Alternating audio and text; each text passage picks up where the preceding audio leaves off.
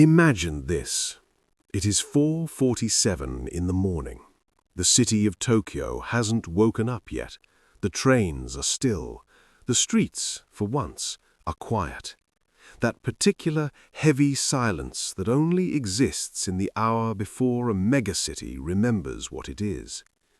And in a sixth-floor apartment, a man faces southwest, not toward Fuji, not toward the Imperial Palace, toward Mecca.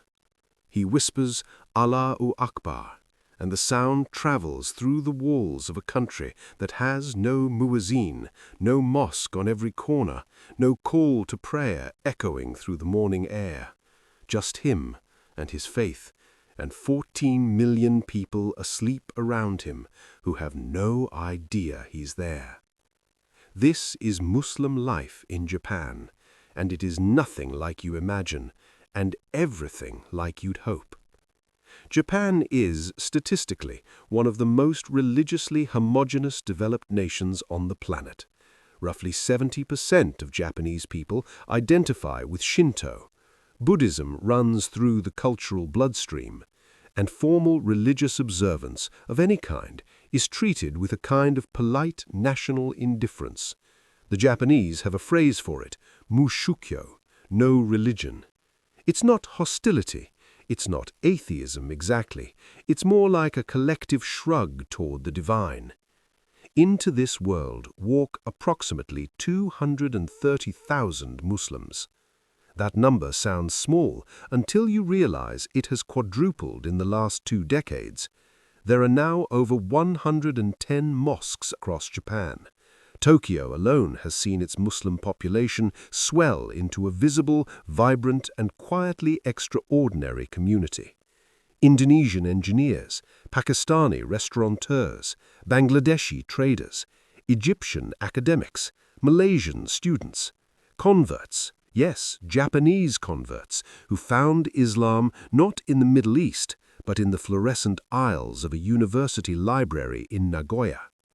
And Japan, that famously insular, protocol-obsessed, tradition-guarding nation, is adapting, slowly, sometimes awkwardly, but genuinely. Major airports now have prayer rooms. Theme parks mark Halal options on menus. Some convenience store chains, the konbini, that are basically Japan's second religion, have started stocking Halal onigiri. That last one feels like a sign. But adaptation is not the same as acceptance, and the story of how Muslims arrived here, how they survived here, how they refused to disappear, that story begins much earlier than most people think. The year is 1906. A group of Tatar Muslims, refugees really, fleeing the collapse of the Russian Empire and the persecution that followed, arrive in Kobe.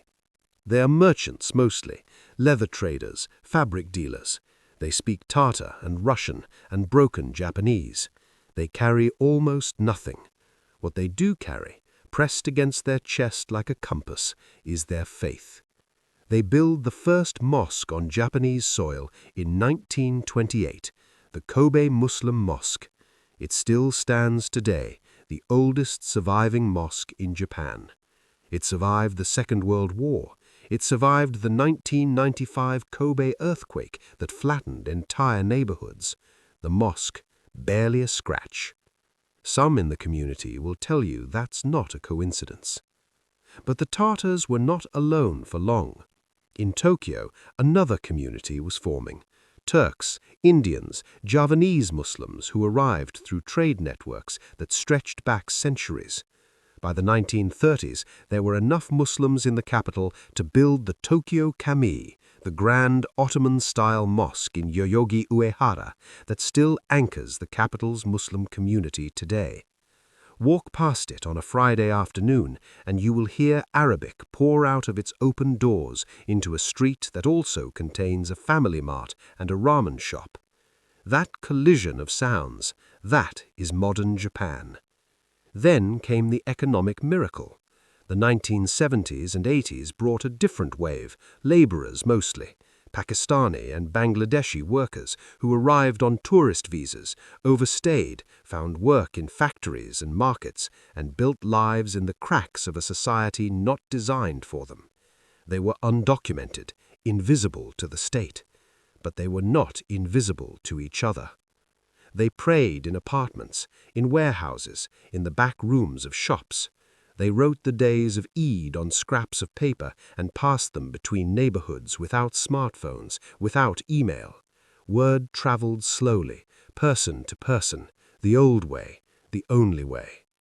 One man, and here I want you to picture him clearly, a Pakistani laborer named Ibrahim, working a 14-hour shift in a factory in Saitama in 1983, would pray on a piece of cardboard in the break room because he had no prayer mat. His Japanese co-workers watched in silence for 3 days.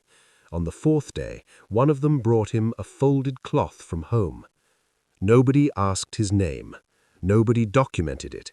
But that moment, that quiet, unremarkable act of human decency, is the real foundation that the Muslim community in Japan is built on. Not just mosques, not just law, but small, wordless recognitions between strangers. Being a Muslim minority in Japan demands a particular kind of psychological architecture. You cannot hear the azan from your window. There is no Muslim quarter, no neighborhood where Friday feels different from Tuesday. The infrastructure of faith that most Muslim-majority societies provide, the rhythm, the sound, the smell of it, is simply absent. You have to build it, inside yourself, every single day. And yet, Ramadan happens in Japan.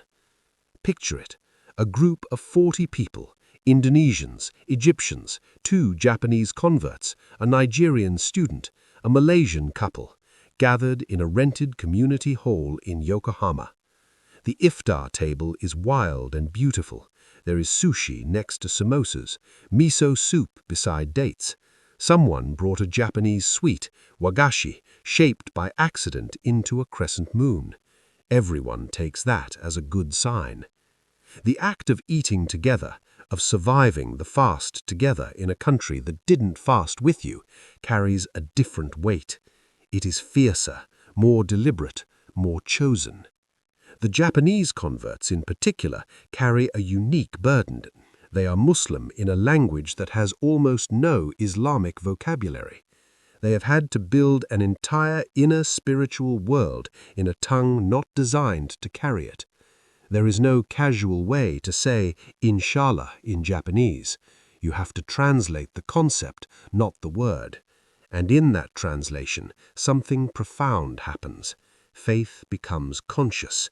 Every ritual is an act of will, not habit. Halal certification has become a serious industry. Apps tell you which convenience stores have halal options within 500 meters. Japanese pharmacists have learned to screen medicines for pork gelatin. There are now Muslim-friendly onsen, hot spring resorts, where the bathing areas are privately bookable, a solution born from quiet negotiation, not confrontation. Japan doesn't change loudly, but it changes.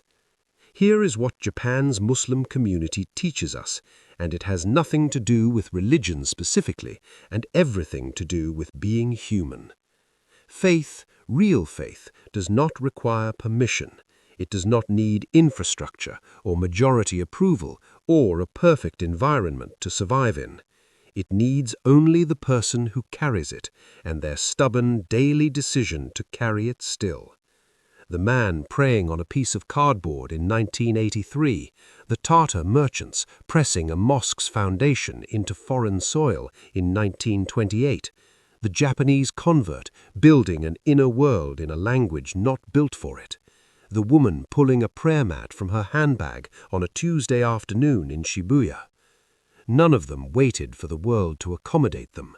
They accommodated themselves, to the cold, to the silence, to the beautiful, bewildering strangeness of being the only one in the room who knows what Maghrib means. And in doing so, they became something remarkable. Not victims of circumstance, architects of identity.